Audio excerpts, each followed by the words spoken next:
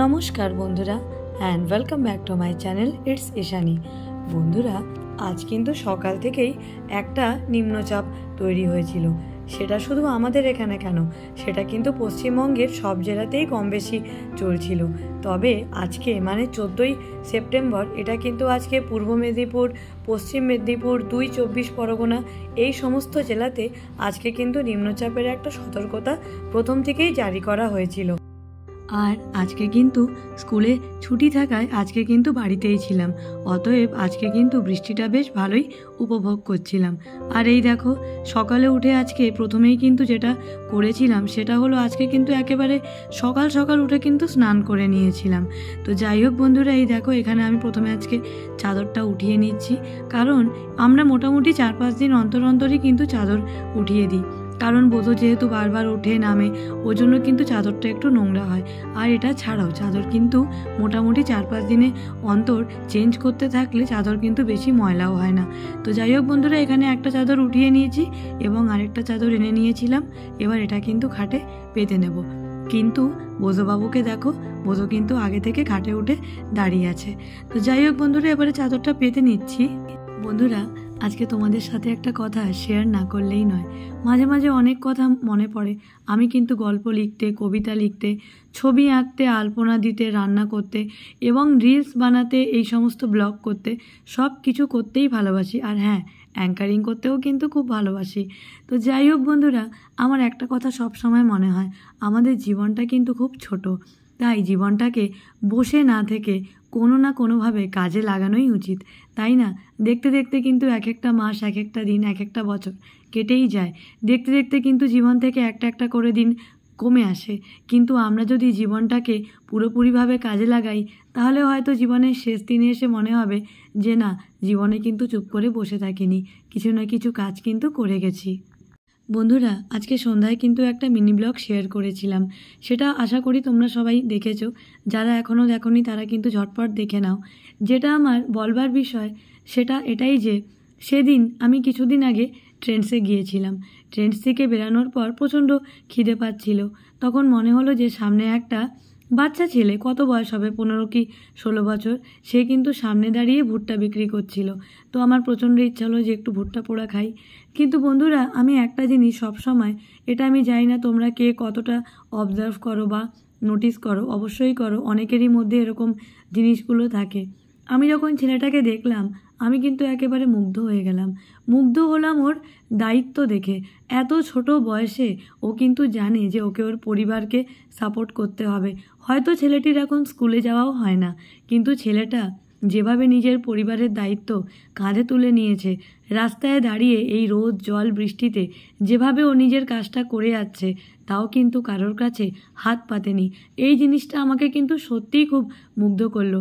বেঁচে থাক এমন সব মানুষরা, যারা কিন্তু নিজেদের পায়ে নিজেরা দাঁড়ায়, যারা কিন্তু সমস্ত প্রতিবন্ধকতাকে হারিয়ে জীবনের পথে এগিয়ে চলে, তাদের জন্য রইল অনেকটা সম্মান, শ্রদ্ধা এবং ভালোবাসা। তবে আজকে বন্ধুরা, একটা কিন্তু খুব মজার ঘটনা হয়েছে। মজার ঘটনা বলবো না, এরকম কিন্তু ঘটনা আমাদের সাথে প্রায় দিনই হয়ে থাকে। আজকে কি হয়েছে, আজকে যখন ও সকালবেলা অফিসে বেরোলো, তখন কিন্তু সত্যি বলতে আমার আজকে ইচ্ছা ছিল না যে ও আজকে একটু কাজে যাক। কিন্তু ও একেবারেই নিজের কাজের জায়গায় প্রচণ্ডভাবে রেগুলার এবং প্রচণ্ডভাবে পাংচুয়াল। ঝড় জল বৃষ্টি যাই আসুক, কিন্তু প্রতিদিনই কিন্তু ওর কাজে যাওয়া চাই। কিন্তু আজকে আমার প্রচণ্ড ইচ্ছা করছিল যে আজকে এরকম বৃষ্টি বৃষ্টি ওয়েদারে ও যেটা খেতে ভালোবাসে সেটাই আজকে রান্না করব। কিন্তু সকালে ও যখন আজকে অফিসে বেরোয়, তখন কিন্তু আমাকে জিজ্ঞেস করলো আজকে কি রান্না করবে। আনলাম আজকে আর কি করব, আজকে একটু মাছের ঝোল করি, সঙ্গে একটু ভাজাভুজি, একটু ডাল, কিছু একটু করব, আর যাই হোক এইসবই হবে। তো যাই হোক, ও কিন্তু শুনে চলে গিয়েছিল। কিন্তু কাজে বেরানোর কিছুক্ষণ পর আমাকে আবার ফোন করে বলল, আজকে এত সুন্দর ওয়েদার, বৃষ্টিবহুল ওয়েদার, এরকম ওয়েদারে তো একটু খিচুড়ি তরকারি করলে পারতে। আর বন্ধুরা, তোমাদেরকে কিন্তু একটা কথা বলে রাখি, আজকে কিন্তু আমি ওকে জানাইনি। আজকে কিন্তু আমি জানতাম যে এরকম ওয়েদারে ওর কিন্তু আজকে খিচুড়ি খেতেই ইচ্ছা করবে। তাই আজকে সকালে ঘুম থেকে উঠেই কিন্তু খিচুড়ি, তরকারি, চাটনি এইসবের প্রিপারেশন নেওয়া একেবারে শুরু করে দিয়েছিলাম। কিন্তু ওকে বলিনি, ভেবেছিলাম ওকে একটু চমকে দেব। তাই যাই হোক, ভেবেছিলাম ও যখন ঘরে আসবে দেখবে, তখন ওটা দেখে যেই আনন্দটা হবে সেটা নিজের চোখেই দেখব। তাই আগে থেকে আর কিন্তু কিছু বলিনি। তো যাই হোক বন্ধুরা, এখানে আমি আমার ডেলিকার যেই সমস্ত কাজবাজ থাকে সেগুলো ঝটপট করে একেবারে করে নিচ্ছি। কারণ বন্ধুরা, ডাস্টিং একটা এমন জিনিস, এটা কিন্তু প্রতিদিনই করতে হয়। আমরা যদি প্রতিদিনই ডাস্টিংটা না করি তাহলে কিন্তু ঘর ওপর থেকে দেখতে পরিষ্কার লাগলেও ভেতরে ভেতরে কিন্তু অনেক ময়লা জমে থাকবে। এমনিতেও আমাদের কিন্তু উচিত ডেলি অন্তত একটু হলেও ডাস্টিংগুলো করে রাখা। সব বড় ঘর একসঙ্গে না পারলে অল্প অল্প করে ডেলি করা, এতে কিন্তু বাড়িটা বেশ ভালোই পরিষ্কার থাকে। আর এরপর মোটামুটি যখন দেখলাম যে রুমটা মোটামুটি পরিষ্কার করে নিয়েছি, এরপর কিন্তু আমি রুমটা একটু ভালো করে ঝাড় দিয়ে নিচ্ছিলাম।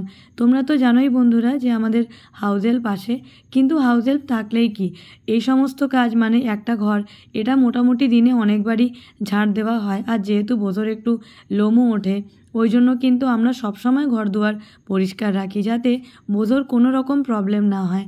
এই জন্য বন্ধুরা, আমরা কিন্তু একবার কেন, আমরা বহুবার কিন্তু ঘর ঝাড় দিই। সত্যি বলতে বন্ধুরা, আমাদের যাদের ঘরে এই চারপেই বাচ্চাগুলো আছে, আমরা কিন্তু বুঝি যে ওরা কিন্তু মানুষের বাচ্চাদের থেকে কোনো অংশে কম না, ওরা কিন্তু আমাদের সন্তানের মতো। কিন্তু যাদের ঘরে নেই তাদের কাছে হয়তো এটা অনেকটা আদিক্ষেতার মতো মনে হবে, এটা আগে আমারও মনে হতো, কিন্তু এখন যখন নিজেদের আছে, এখন এই ইমোশনগুলো খুব ভালোভাবে বুঝতে পারি। তো যাই হোক বন্ধুরা, এইসবের পর আজকে চলে গেছিলাম, ভাবলাম আজকে একটু ব্রেড বাটার টোস্ট খেয়ে নেব।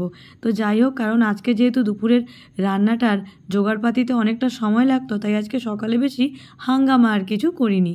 এরপর বন্ধুরা, মোটামুটি ব্রেকফাস্ট হওয়ার পরে বসে পড়েছিলাম একটু পাঁচমিশালি তরকারির সব উপকরণগুলো জোগাড় করতে। আর এই দেখে নাও বোধোকে, বোধও কিন্তু এখানে একেবারে আমার সামনেটায় বসে আছে। বন্ধুরা, বোধো যখন ছোট ছিল ও এত চঞ্চল ছিল, আমরা কিন্তু যখনই কিছু কাটাকাটি করতাম, সেটা বটিতে হোক বা সেটা চাকুতে হোক, আমরা কিন্তু সবসময় ওর নাগালের বাইরে গিয়ে এসব করতাম। কারণ ও কিন্তু বহুবার এরকম হয়েছে যে বটি দেখে বটির কাছে এসে গেছে। আমরা কিন্তু তখন প্রচণ্ড ভয় পেতাম, ভাবতাম ওর যদি কিছু হয়ে যায়। কিন্তু এবারে কিন্তু বোধো এই বছরে 3-এ পা দেবে, মানে আমাদের বোধো বেবি এবছর কিন্তু 3 বছরে পা দিচ্ছে। আর ও কিন্তু এখন আগের থেকে অনেকটা শান্ত। এখন ওর সামনে আমরা কাটাকাটি বাটাবাটি যাই করি না কেন, ও কিন্তু এখন আর আগের মতো ওই সব কিন্তু ধরতে আসে না। তো যাই হোক বন্ধুরা, এই দেখে নাও আমার মোটামুটি পাঁচমিশালি তরকারির সব কিছু কাটা হয়ে গেছে। এবার আমি কিন্তু প্রথমেই চাটনিটা করে নিচ্ছি, কারণ কি চাটনিটা একটু ঠান্ডা না হলে আবার চাটনিটা খেতে কিন্তু ভালো লাগে না। আর ঘরে কিন্তু অল্প খেজুরও ছিল, অবশ্য খেজুর কিন্তু আবার আমাদের ঘরে সব সময় থাকে। তো খেজুরটা কিন্তু প্রথমে একটু জলে হালকা করে সেদ্ধ করে নিয়েছিলাম। আর বন্ধুরা, এই টমেটোর চাটনিটা যদি তোমরা পুরো রেসিপিটা দেখতে চাও, তাহলে কিন্তু তোমাদেরকে অবশ্যই চলে যেতে হবে আমার কুকিং চ্যানেল, মানে রান্নাবান্নাতে। তোমরা ওখানে গেলে কিন্তু এই চাটনির পুরো রেসিপিটা দেখতে পাবে, যেটার ভিডিওটা আমার চ্যানেলে কালকে পোস্ট হয়ে যাবে। আর এই দেখে নাও, আগে থেকে একটু কাজু কিশমিশও ভিজিয়ে রেখেছিলাম, সেটা আমি এই খেজুরের চাটনিতে দিয়ে দিলাম, মানে খেজুর আর টমেটোর চাটনিতে। কারণ আমার আবার একটু কাজু কিশমিশ না দিলে চাটনিটা যেন ঠিক চাটনির ফিলটাই আসে না।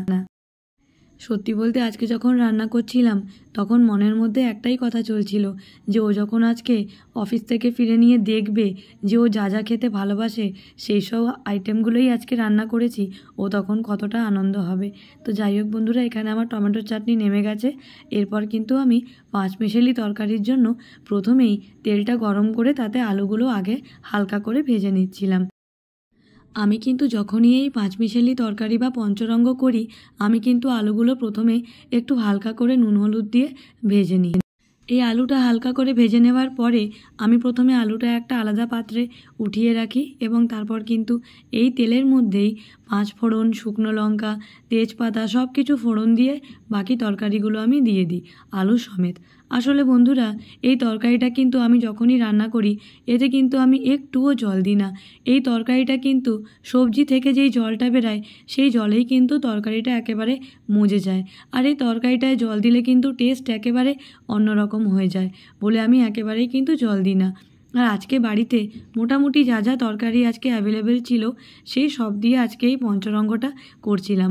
তবে হ্যাঁ বন্ধুরা, পুঁই শাক থাকলে আর একটু ভালো হতো, তবে আগে থেকে তো কিছু ঠিক ছিল না যেটা করব, তাই কিন্তু আজকে পুঁই শাকটা আনা যায়নি। আর তাছাড়া বাইরে যা বৃষ্টি বাদল হচ্ছিল, বেরিয়ে যেয়ে গিয়ে আনবো সেটারও আজকে উপায় ছিল না। এরপর বন্ধুরা, যেটা আমার সবথেকে প্রিয় জিনিস বড়ি, সেটা কিন্তু আমি ভেজে নিচ্ছি। বন্ধুরা, তোমরা কে কে আমার মতো বড়ি খেতে খুব ভালোবাসো আমাকে কিন্তু জানাবে। আমি কিন্তু হচ্ছি একেবারে বড়ি লাভার। যদি আমাকে ডাল ভাতের সঙ্গে বড়ি ভাজা দেওয়া হয়, আমি কিন্তু সেটা দিয়েও খেয়ে নেব। বড়ি খেতে আমার কিন্তু ভীষণ ভালো লাগে। তো এই দেখো বন্ধুরা, এখানে কিন্তু মোটামুটি এই সমস্ত তরকারিগুলো একসঙ্গে আছে। এবার আমি সবগুলোকে একটু ভালো করে নেড়ে নিচ্ছি। আর এই তরকারিটা আমরা যেহেতু একেবারে আঁচ কমিয়ে ঢাকা দিয়ে দিয়ে করব, তাই আমাদেরকে কিন্তু একেবারেই ওভেনের আঁচটা বাড়িয়ে দিলে চলবে না। লো টু মিডিয়াম ফ্লেমে আমাদেরকে কিন্তু এই পুরো রান্নাটা করে নিতে হবে। দেখো, এটা দেখতে কি সুন্দর লাগছে না? একেবারে কালারফুল মনে হচ্ছে, এত সুন্দর লাগছে দেখতে, মানে একদম লাল, সবুজ, হলুদ, খুব সুন্দর লাগছে। এরপর এটার মধ্যে একটু নুন দিয়ে নিলাম, আর এরপর এটার মধ্যে অল্প একটু হলুদ দিয়ে নেব। এরপর এটাকে ভালো করে কষিয়ে নেব। ইদানিং বন্ধুরা, যে কটা ব্লগ দিয়েছি, তোমরা সবাই কিন্তু আমার প্রত্যেকটা ব্লগকে অফুরন্ত ভালোবাসা দিয়েছো, আর সেটার জন্য আমি কিন্তু খুবই কৃতজ্ঞ। আমাদের ইটস ঈশানী ফ্যামিলির সদস্য সংখ্যা কিন্তু দিনে দিনে বেড়েই চলেছে, আর সেটার জন্য আমি কিন্তু খুব খুশি। আর যেরকম তোমাদের সবাইকে কথা দিয়েছিলাম, যেদিন আমার 1K সাবস্ক্রাইবার পূরণ হবে, সেদিন কিন্তু আমি আমার চ্যানেলে আমার ফার্স্ট লাইভ করব। অবশ্যই করব, এটা কিন্তু আমি নিজেকে নিজে প্রমিস করেছি। যতদিন না আমার 1K হচ্ছে, ততদিন আমি কিন্তু লাইভ করব না। যেদিন আমার 1K হবে, সেদিন আমি তোমাদের সবার সাথে অনেক গল্প করব, অনেক আড্ডা দেব। তোমাদের সবার সাথে, যারা যারা আমার চ্যানেলে আছো, সবার সাথে একটা জমজমাটি আড্ডা হবে। তো যাই হোক বন্ধুরা, আজকে কিন্তু এসব রান্নাবান্না করতে করতে একটু দেরি হয়ে গিয়েছিল। এমনি সাধারণ দিনে আমাদের কিন্তু মোটামুটি 1টা থেকে 1:30টার মধ্যে লাঞ্চটা হয়ে যায়। খুব বেশি হলে কিন্তু আমাদের 2টো হয়। আর আমি যেহেতু স্কুলে যাই, আমি কিন্তু স্কুলে যাওয়ার আগেই ভাতটা খেয়ে যাই। বিকালে এসে আমি হালকা ফুলকা কিছু টিফিন করি, আর রাতে আমি রুটি খাই। তো যাই হোক বন্ধুরা, ওখানে আমাদের তরকারিটা হয়ে গেছে। এবার আমি একটু কিন্তু পাঁপড়টা ভেজে নিচ্ছি। মোটামুটি আমাদের সব কিছু কমপ্লিট। ভেবেছিলাম একটু বেগুনি করব, কিন্তু সত্যি বলতে কি, এই তরকারি খিচুড়ি এইসব হতে হতেই এত দেরি হয়ে গেছে, ভাবলাম দরকার হলে সঙ্গে একটা ডিম ভেজে নেব। তো যাই হোক বন্ধুরা, এখানে এই দেখো পাঁপড় ভাজা আমাদের মোটামুটি কমপ্লিট। আর এতক্ষণে কিন্তু ও কাছ থেকে এসে পড়েছিল, আর এবার ছিল ওকে চমকে দেওয়ার পালা। তবে চমকাবো কি, ও তো নিজেই প্রথমে ঢুকে দরজার সামনে বলছে, এত সুন্দর গোবিন্দভোগ চালের গন্ধ আসছে, কি রান্না করেছো? আমি বললাম, তুমি বলো কি রান্না করেছো? বলছে, আমি জানি তুমি আজকে খিচুড়িই করেছো। সত্যি বলতে বন্ধুরা, এই আমরা যাদের জন্য রান্না করি, এই যে সারাদিন পর মানুষটা এসে যখন শান্তিতে বসে খায়, সেটা দেখতে যে কি শান্তি লাগে, সেটা কিন্তু আমরা গৃহিণীরা, বউরা অবশ্যই বুঝি। এই দেখে নাও, এখানে আমার খিচুড়ি, 5 মিশালি তরকারি রেডি। ডিম ভাজাটা আগেই খেয়ে নিয়েছে, তাই ডিম ভাজাটা আর এখানে তুলে ধরা হয়নি। সঙ্গে ছিল পাঁপড় ভাজা, চাটনি। এই দেখে নাও, একদম শান্তিতে বসে খাচ্ছে। জিজ্ঞেস করলাম, কি গো, কেমন হয়েছে? বললো, বাহ, বেশ ভালোই হয়েছে। আর ওই দেখো, ওদিকে আমার বোন আবার বোধকে খাইয়ে দিচ্ছে, কারণ বোধবাবু তো নিজের হাতে খান না, বোধবাবুকে তো খাইয়ে দিতে হয়। ও হচ্ছে আমাদের ঘরের সব থেকে ভিআইপি মেম্বার, এই দেখে নাও। আর এরপর খাওয়া দাওয়ার পরে ওকে একটু মিষ্টি দিয়েছিলাম, এই দেখো। তবে বন্ধুরা, বোধর কিন্তু একেবারে মিষ্টি খাওয়া বারণ। ওকে যেদিন আমরা দিই, সেদিন কিন্তু আমরা ওকে একেবারে রসটা নিংড়ে নিয়ে একেবারে অল্প একটু রসগোল্লা দিই, কারণ ওর কিন্তু মিষ্টি খাওয়া একেবারেই বারণ। তো যাই হোক বন্ধুরা, আজকের এই ব্লগটা আমি এখানেই শেষ করছি। তোমাদের সবার আমার আজকের এই ব্লগটা কেমন লাগলো আমাকে অবশ্যই জানিও। সবাই খুব ভালো থেকো, সুস্থ থেকো, আর তোমাদের সাথে দেখা হচ্ছে আমার নেক্সট ব্লগে। তাই আর সবাই দেখতে থেকো কি ইটস ঈশানী। টাটা।